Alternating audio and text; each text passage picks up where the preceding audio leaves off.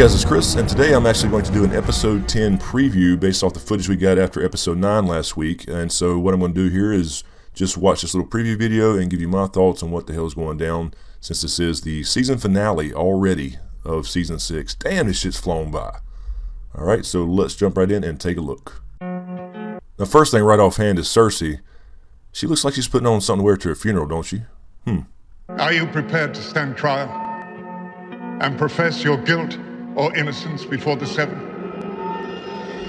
Alright, so we hear the High Sparrow talking. This is likely going to be the setup for Loris's trial. And we see Marjorie getting ready for it and King Tommen. Marjorie, of course, is still playing this game. She really don't believe in this shit, but she's playing the High Sparrow, and I'm still thinking the High Sparrow probably is on to her, only because he has the scepter always with her. So Tommen, I think, is fully engrossed in believing Marjorie as well. She's playing them both, and obviously she doesn't want to get pregnant by Tommen, so I think she wants out just for the safety of her family. So obviously we're going to get a lot of stuff in King's Landing kind of wrapped up for the season, and we may actually get a cliffhanger here based off what I'm seeing, because Cersei's got this plan with the wildfire. She's basically out of options here, since she's not going to get a trial by combat herself, so she knows she'll be found guilty. But at the same time, the High Sparrow needs Tommen to be king, and if she's found guilty and it's discovered that Tommen is a bastard, then that would kind of also undermine the High Sparrow. So she's really run out of options and is likely going to go for the wildfire. But I'm starting to think that the wildfire thing with Cersei may actually be a cliffhanger. We may not actually see it in episode 10. I'll get to that in just a second in another scene.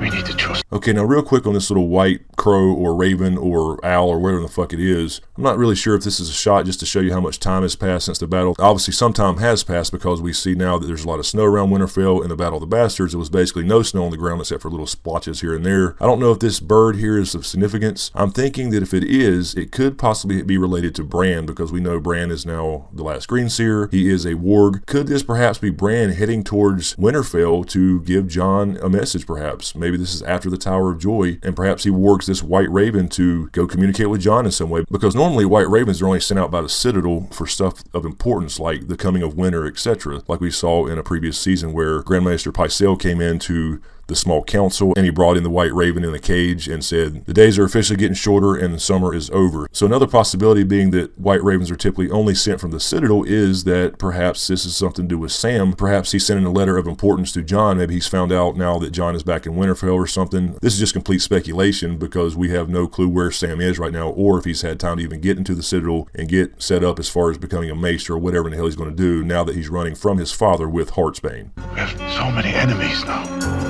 Alright, so we have Jon and Sansa having their little talk here. I'd imagine this has something to do with the battle that we just saw in the Battle of the Bastards. She withheld information from him as far as the Army of the Vale. It got a lot of fucking people killed. So I'm thinking here that he's basically kind of telling her, look, you should let me know about this little secret you had, this little ace up your sleeve. We've got to trust each other, so it's one of those type of conversations. It's going to probably set them up as being a little bit closer now, I suppose, because she's been really untrusting of Jon, and especially his company, Davos, Melisandre, Tormund, etc. But hopefully she gets her ass reamed about it, because a lot of people died because she kept that ace up her sleeve and held the Army of the Vale back and didn't include them in the battle plans that Jon and Davos and them needed. The Freys and the Lannisters send their regards.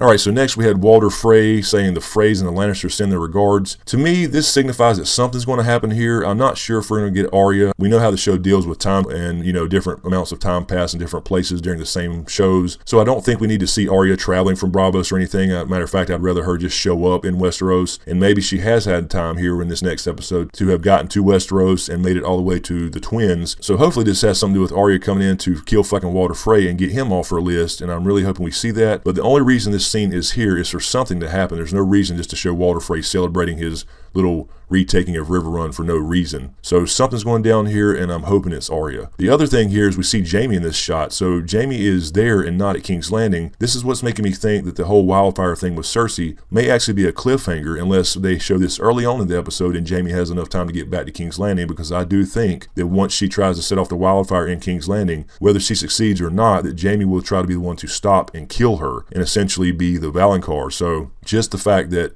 Jaime is in this shot with the Freys almost leads me to believe that Cersei's going to last one more season which I thought she kind of would anyway, and this may end up being an episode 10 season finale cliffhanger as far as her setting the wildfire off. What do you want? I thought you knew what I wanted.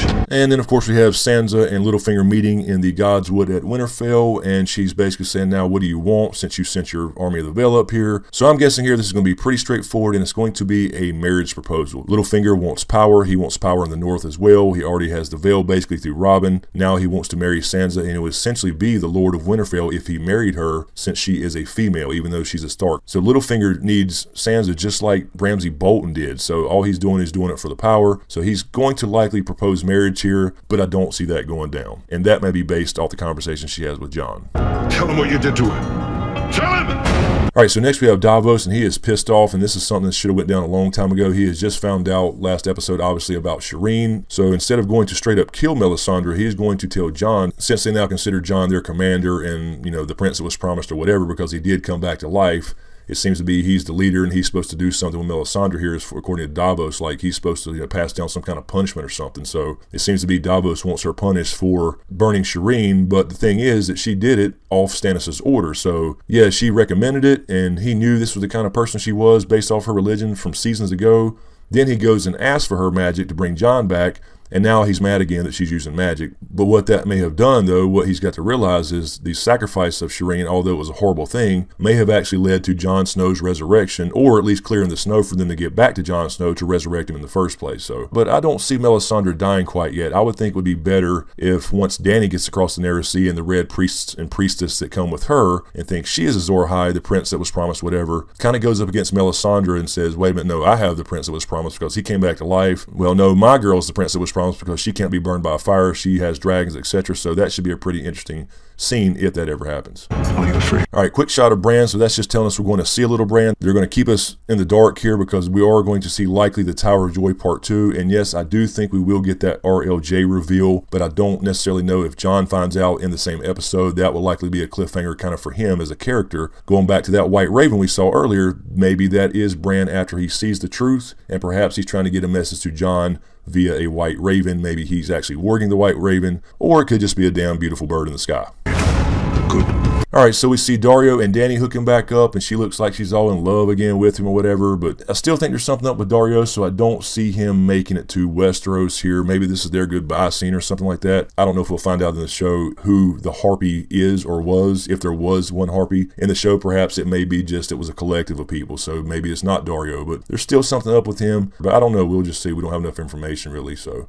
You're in the great game now. And then next here we see Lancel walking along, and I don't think Lancel's going to make it, because honestly I fully expected Lancel to die the last episode when the mountain ripped that guy's skull and spine out of his damn body. There's no reason to show Lancel unless he's walking to prevent something or warn somebody about something, but perhaps Cersei sticks Franken Mountain on him and shuts him up finally for good. And his damn forehead tattoo. And the great game is terrifying.